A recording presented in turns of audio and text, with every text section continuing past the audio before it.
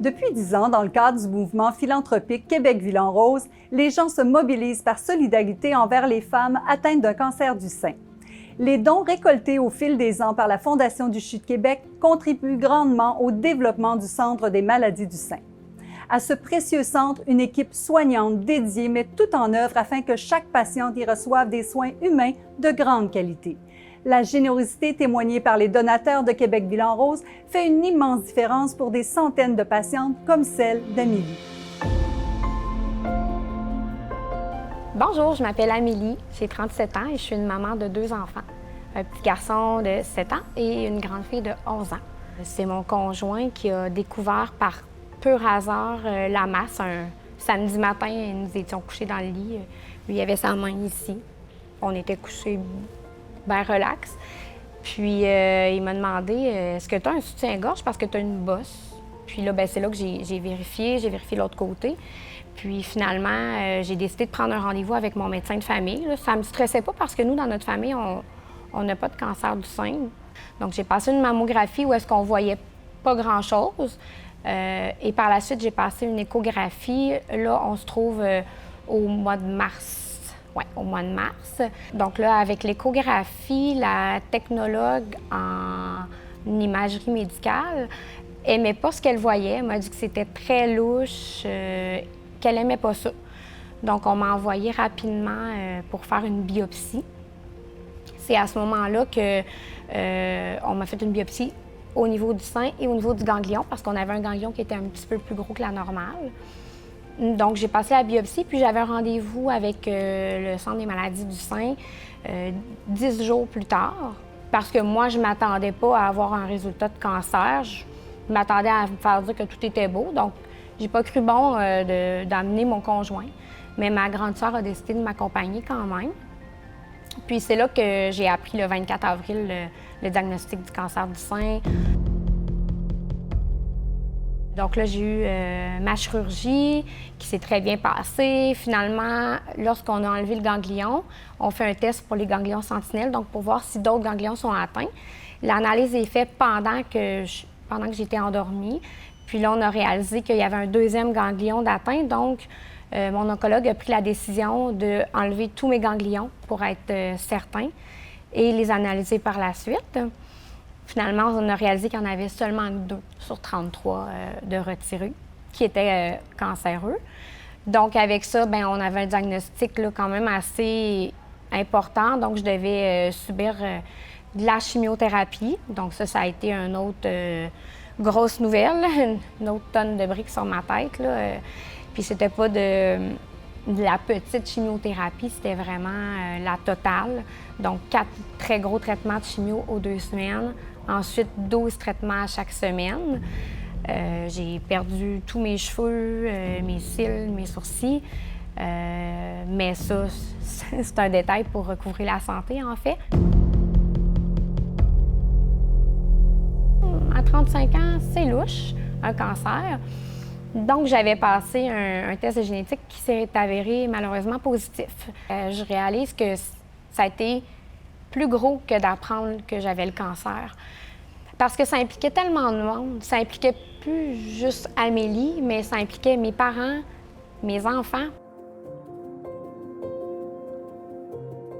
Le cas d'Amélie est particulier puisqu'on observe chez elle l'absence complète du gène BRCA2, ce qui est une mutation assez rare. Habituellement, on observe des modifications dans la structure d'un gène ou l'absence d'une partie du gène. Mais l'absence totale du gène BRCA2 est une mutation rare. Le fait d'avoir une mutation comme celle d'Amélie ou toute autre mutation sur le gène BRCA2 augmente le risque de développer un cancer de façon importante. On dit à peu près de 8 à 10 fois le risque des personnes de la population générale. De plus, les membres de la famille peuvent être porteurs du même défaut que celui qui a été observé chez Amélie. Donc, ces enfants ont 50 de chance d'être porteurs de la mutation. Les dons récoltés par Québec-Ville-en-Rose ont beaucoup aidé l'aspect génétique du cancer du sein par des projets de recherche ciblés sur l'amélioration de la qualité de vie des femmes porteuses de mutations et de leurs familles. Ces avancées sont déterminantes pour des femmes comme Amélie pour améliorer leur pronostic et leur qualité de vie.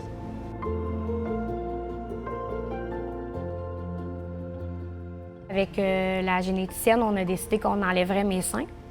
Donc, j'ai dû repasser au bistouri en novembre, 3 semaines après la fin de ma chimiothérapie. Donc, on m'a retiré les seins.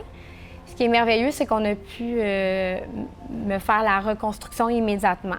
Donc, tout simplement, l'oncologue a retiré les seins complètement et par la suite, le plasticien est venu faire la reconstruction avec des implants. Donc, je me suis couchée avec des seins, je me suis réveillée avec des nouveaux seins, tout simplement. Un peu différent, mais quand même. Donc, ça l'a super bien été pour cette partie-là. Le cancer du sein chez les femmes de moins de 40 ans correspond à environ 6 à 8 % des cancers du sein chez la femme. Par contre, c'est des cancers qui sont plus souvent agressifs et plus avancés au diagnostic. Il s'agit donc de cancers qui sont plus complexes à traiter. Il ne faut pas oublier que la durée des traitements, soit la chirurgie, la chimiothérapie et la radiothérapie, donc des traitements actifs pour le cancer du sein, peuvent s'étendre jusqu'à 1 an.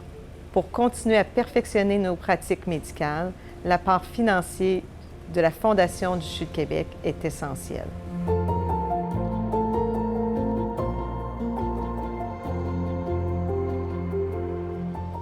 Ça serait mentir de dire que ça a été une super année agréable. C'est pas facile, un diagnostic de cancer. C'est peut-être encore moins facile quand tu es des parents d'enfants qui ont besoin de toi, pas d'adultes. La vie continue, donc ça m'a pris un pilier qui est mon conjoint.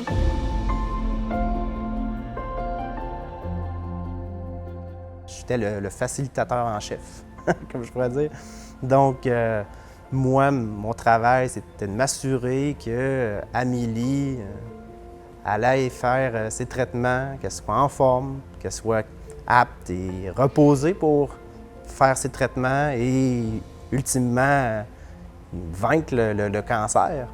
Nos enfants, ils vivent des émotions dans toute cette situation-là, dans toute cette épreuve-là. Bien, on essaie de leur changer les idées, on leur montre que la vie, ça continue, qu'il y a quand même des belles choses. Donc, c'était vraiment mon rôle. J'ai eu beaucoup d'aide, en fait, de mes amis, de ma famille proche.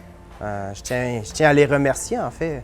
En tant que, entre guillemets, facilitateur en chef, à un moment donné, il faut souffler, il faut décrocher, il faut recharger nos batteries parce que c'est comme quand on va dans un avion, ils le disent bien, hein, mets ton masque avant de mettre le masque à ton enfant parce que si tu ne pourras pas l'aider, ben c'est pareil en fait.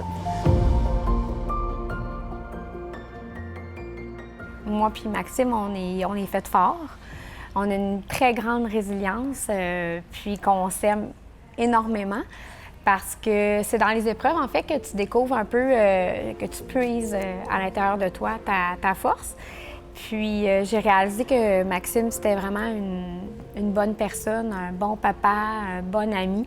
De voir comment tu es résiliente, de voir comment tu as gardé ton positivisme à travers tout ça, je dirais que tu m'impressionnes beaucoup.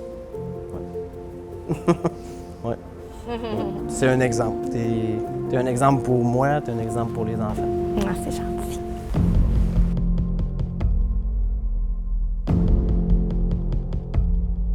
Je vais vraiment bien, puis bien, tu sais, la vie continue, puis je pense que faut pas s'apitoyer sur son sort. Je l'ai toujours dit depuis le début, il y a des choses que tu peux pas contrôler dans la maladie, mais ici, tu peux contrôler tes pensées puis ta manière de voir les choses, puis ça fait toute la différence.